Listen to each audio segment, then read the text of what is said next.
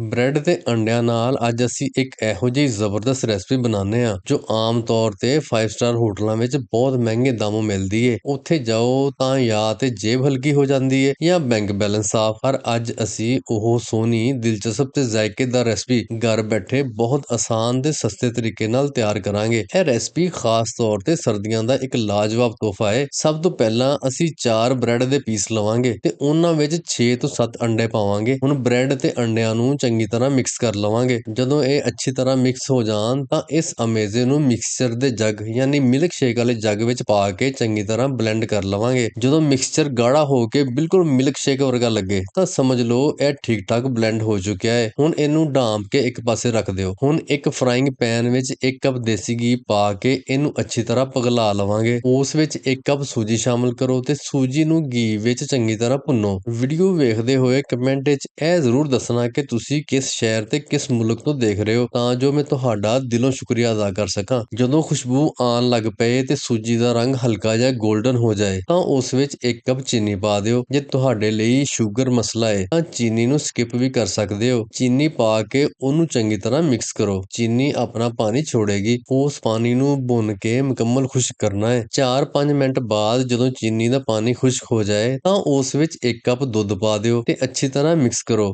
ਦੁੱਧ ਦਾ ਫਾਇਦਾ ਇਹ ਹੁੰਦਾ ਹੈ ਕਿ ਸੂਜੀ ਖੂਬ ਫੁੱਲ ਜਾਂਦੀ ਹੈ ਤੇ ਜ਼ਾਇਕਾ ਹੋਰ ਵੀ ਲਾਜਵਾਬ ਹੋ ਜਾਂਦਾ ਹੈ। ਕੁਝ ਮਿੰਟ ਬਾਅਦ ਜਦੋਂ ਦੁੱਧ ਸੁੱਕਣ ਲੱਗੇ ਤੇ ਮਿਕਸਚਰ ਗਾੜਾ ਹੋ ਜਾਏ ਤਾਂ ਹੁਣ ਉਸ ਵਿੱਚ ਉਹ ਪੇਸਟ ਸ਼ਾਮਲ ਕਰੋ ਜੋ ਅਸੀਂ ਬ੍ਰੈਡ ਤੇ ਅੰਡਿਆਂ ਨਾਲ ਤਿਆਰ ਕੀਤਾ ਸੀ। ਹੁਣ ਮੀਡੀਅਮ ਤੋਂ ਲੋ ਫਲੇਮ ਤੇ ਲਗਾਤਾਰ ਚਮਚ ਚਲਾਤੇ ਹੋਏ ਤਕਰੀਬਨ 10 ਮਿੰਟ ਤੱਕ ਇਹਨੂੰ ਭੁੰਨੋ। ਚਮਚ ਲਗਾਤਾਰ ਚਲਾਉਣਾ ਬਹੁਤ ਜ਼ਰੂਰੀ ਹੈ ਤਾਂ ਜੋ ਅੰਡੇ ਅਲੱਗ-ਅਲੱਗ ਨਾ ਹੋਵਣ ਤੇ ਕੋਈ ਗੁਟਲੀ ਨਾ ਬਣੇ। ਥੋੜੀ ਦੇਰ ਬਾਅਦ ਮਿਕਸਚਰ ਗਾੜਾ ਤੇ ਦਾਣੇਦਾਰ ਹੋਣਾ ਸ਼ੁਰੂ ਹੋ ਜਾਏਗਾ ਤੇ ਉਸ ਵਿੱਚੋਂ ਬੜੀ ਸੋਹਣੀ ਖੁਸ਼ਬੂ ਆਉਣ ਲੱਗ ਪਏਗੀ। ਉਸ ਦਾ ਮਤਲਬ ਇਹ ਕਿ ਸਾਡਾ ਦੇਸੀ ਘੀ ਵਿੱਚ ਬਣਿਆ ਹੋਇਆ ਸੂਜੀ, ਬ੍ਰੈਡ ਤੇ ਅੰਡਿਆਂ ਦਾ ਜ਼ਬਰਦਸਤ ਹਲਵਾ ਬਿਲਕੁਲ ਤਿਆਰ ਹੈ। ਇਹ ਹਲਵਾ ਬੇਹੱਦ ਲਜ਼ੀਜ਼, ਖੁਸ਼ਬੂਦਾਰ ਤੇ ਜ਼ਾਇਕੇ ਨਾਲ ਭਰਪੂਰ ਹੁੰਦਾ ਹੈ। ਇੱਕ ਵਾਰੀ ਬਣਾ ਕੇ ਖਾ ਲਿਆ ਤਾਂ ਘਰ ਵਾਲੇ ਤੇ ਮਹਿਮਾਨ ਬਾਰ-ਬਾਰ ਇਹੋ ਹਲਵਾ ਮੰਗਣਗੇ। ਸਰਦੀਆਂ ਵਿੱਚ ਚਾਹ ਦੇ ਨਾਲ, ਖਾਸ ਤੌਰ ਤੇ ਸ਼ਾਮ ਦੇ ਵੇਲੇ ਇਹਦਾ ਮਜ਼ਾ ਦੁੱਗਣਾ ਹੋ ਜਾਂਦਾ ਹੈ। ਹੁਣ ਹਲਵੇ ਨੂੰ ਗਰਮ-ਗਰਮ ਸਰਵਿੰਗ ਪਲੇਟ ਵਿੱਚ ਕੱਢ ਲਓ ਤੇ ਉੱਪਰ ਆਪਣੀ ਪਸੰਦ ਦੇ ਡਰਾਈ ਫਰੂਟਸ ਨਾਲ ਗਾਰਨਿਸ਼ ਕਰੋ। ਮੈਂ ਕਾਜੂ, ਬਦਾਮ, ਅਖਰੋਟ ਤੇ ਪਿਸਤਾ ਬਰੀਕ ਕੱਟ ਕੇ ਲਗਾਏ ਨੇ। ਤੁਸੀਂ ਵੀ ਆਪਣੀ ਪਸੰਦ ਦੇ ਡਰਾਈ ਫਰੂਟਸ ਇਸਤੇਮਾਲ ਕਰ ਸਕਦੇ ਹੋ। ਉਮੀਦ ਹੈ ਤੁਹਾਨੂੰ ਇਹ ਰੈਸਪੀ ਬਹੁਤ ਪਸੰਦ ਆਈ ਹੋਵੇਗੀ। ਜੇ ਵੀਡੀਓ ਚੰਗੀ ਲੱਗੇ ਤਾਂ ਲਾਈਕ, ਸ਼ੇਅਰ ਤੇ ਰੀਪੋਸਟ ਜ਼ਰੂਰ ਕਰੋ। ਨਾਲ ਹੀ ਕਮੈਂਟ ਕਰਨਾ ਨਾ ਭੁੱਲਿਓ। ਅਗਲੀ ਵੀਡੀਓ ਤੱਕ ਇਜਾਜ਼ਤ ਦੇਵੋ। ਰੱਬ ਰਾਖਾ।